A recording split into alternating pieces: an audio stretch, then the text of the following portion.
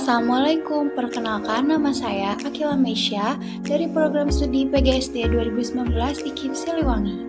Nah, di video kali ini saya akan membahas mengenai materi bahasa Indonesia tentang diksi atau pilihan kata.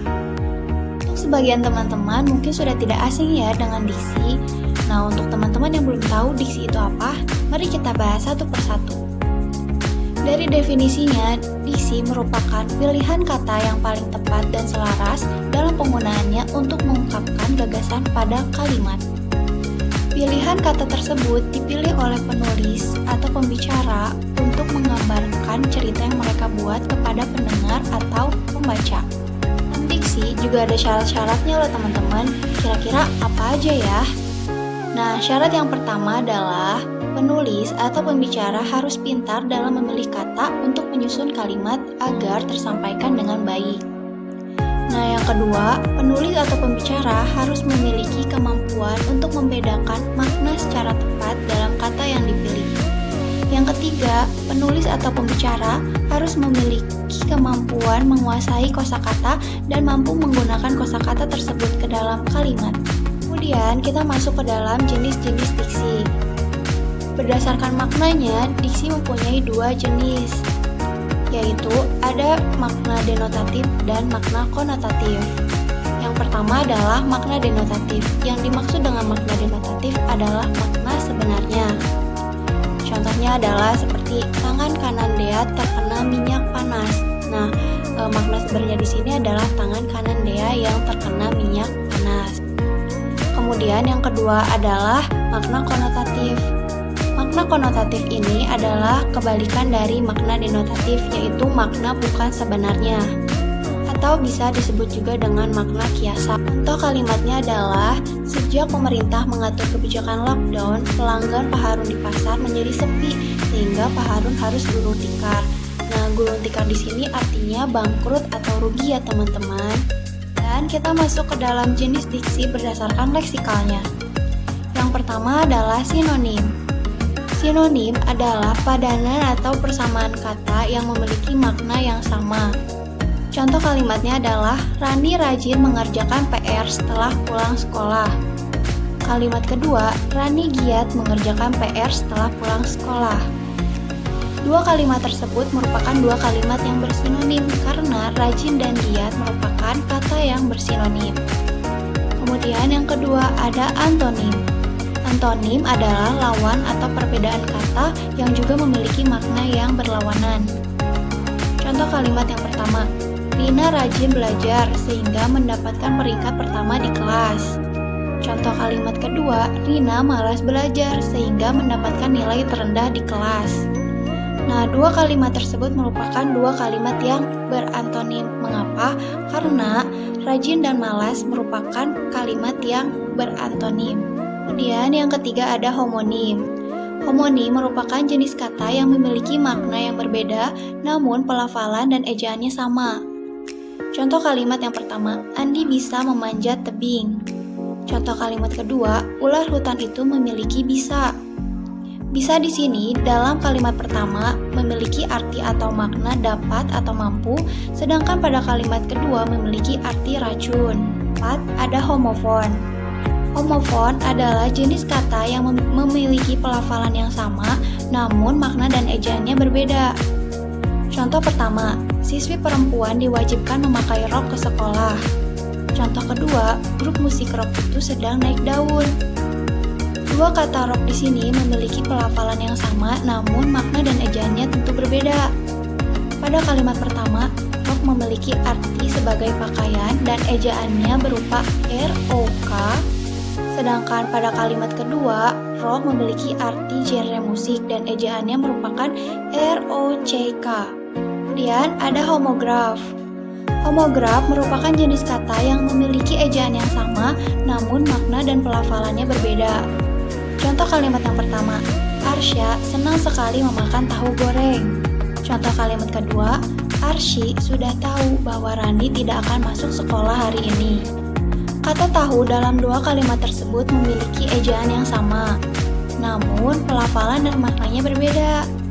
Pada kalimat pertama, tahu bermakna sebagai makanan dan pelafalannya menjadi tahu. Sedangkan pada kalimat kedua, tahu bermakna sebagai sudah tahu atau mengetahui. Dan pelafalannya merupakan tahu. Kata tahu pada dua kalimat tersebut memiliki ejaan yang sama, namun pelafalan dan maknanya berbeda. Pada kalimat pertama, tahu memiliki makna sebagai makanan dan pelafalannya merupakan gabungan kata tak dan hu. Sedangkan pada kalimat kedua, tahu memiliki makna sebagai arti mengetahui dan pelafalannya merupakan gabungan huruf ta dan hu. Kemudian yang terakhir ada hipernim dan hiponim. Hipernim merupakan kata umum yang menjadi penyebutan kata lain. Sedangkan hiponim merupakan kata yang terwakili maknanya oleh kata hipernim. Contoh kalimatnya adalah Pak Adi menanam bermacam-macam buah di kebunnya, seperti jeruk, apel, semangka, dan sebagainya. Nah, kata buah di situ adalah sebagai hipernim yang mewakilkan. Sedangkan kata jeruk, semangka, apel merupakan kata hiponim yang terwakilkan. Itulah teman-teman pemaparan mengenai diksi yang dapat saya sampaikan dan share kepada teman-teman. Mudah-mudahan mudah dipahami ya. Bismillahirrahmanirrahim. Saya Alisa Nur Fadilah akan melanjutkan pembahasan yang tadi sudah dijelaskan. Yang selanjutnya yaitu kalimat efektif. Kalimat efektif adalah kalimat yang dengan sadar dan sengaja disusun untuk mencapai daya informasi yang tepat dan baik. Jadi, kalimat efektif itu adalah sebuah kalimat yang secara kita sadari dan sengaja disusun untuk mencapai sebuah informasi agar disampaikan secara tepat dan baik. Dalam kalimat efektif terdapat unsur-unsur pembentuk kalimat efektif. Yang pertama, ada kesepadanan dan kesatuan. Kesepadanan merupakan hubungan timbal balik antara subjek dengan predikat, antara predikat dengan objek, serta dengan keterangan. Keterangan di sini menjelaskan unsur kalimat tersebut. Sedangkan kesatuan adalah setiap kalimat yang harus mengandung satu ide pokok atau kesatuan pikiran. Jadi, lebih jelasnya, kesepadanan dan kesatuan ini merupakan hubungan timbal balik. Jadi, harus jelas antara subjek dengan predikat, predikat dengan objek, serta dengan keterangan dalam suatu kalimat yang efektif. Dan kalimat tersebut mengandung satu ide pokok atau kesatuan pikiran yang jelas. Contohnya seperti ini. Yang pertama, siswa putra kelas A membersihkan ruang kelas, sedangkan siswa putra kelas B membersihkan perpustakaan. Yang kedua, Anin akan berhasil dalam ujian jika seluruh materi pelajaran dikuasai.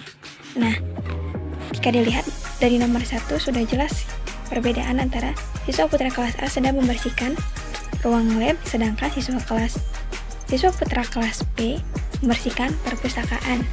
Dari situ sudah jelas ide pokok yang disampaikannya. Yang kedua adalah kesejajaran atau keparalelan. Kesejajaran di sini maksudnya adalah penggunaan bentuk-bentuk bahasa atau konstruksi bahasa yang sama yang dipakai dalam susunan serial. Kata kerja yang digunakannya adalah me dan kan, di dan kan, kemudian menggunakan frase atau kelompok kata. Contohnya seperti ini. Susi hari ini melakukan pekerjaan rumah. Dia mencuci baju, membersihkan halaman, dan menyirami tanaman. Dari kalimat tersebut sudah jelas urutan Susi melakukan pekerjaan rumahnya. Nah, jika bentuk pertama merupakan kata nomina atau kata nomina, maka bentuk kedua dan seterusnya adalah nomina. Kemudian, jika kata pertamanya adalah verba, maka bentuk kata kedua dan seterusnya pun adalah kata verba. Kemudian yang ketiga ada ketegasan atau penekanan. Jadi, suatu cara untuk menekankan atau menonjolkan ide pokok atau inti pikiran dari pembicara ataupun penulis. Jadi, untuk si pembicara sendiri yaitu dengan memperlambat ucapan atau dengan meninggikan suara. Jadi, sama saja seperti intonasi suara. Kemudian untuk penulis, contohnya yaitu Yang pertama ada posisi dalam kalimat.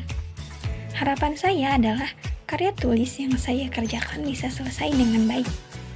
Yang kedua, urutan yang logis. Contohnya, bukan hanya 1, 2, atau 3 orang, tetapi puluhan orang menjadi korban gempa bumi. Yang ketiga yaitu pengulangan kata. Saya suka melihat pemandangan alam, karena itu saya suka memotret.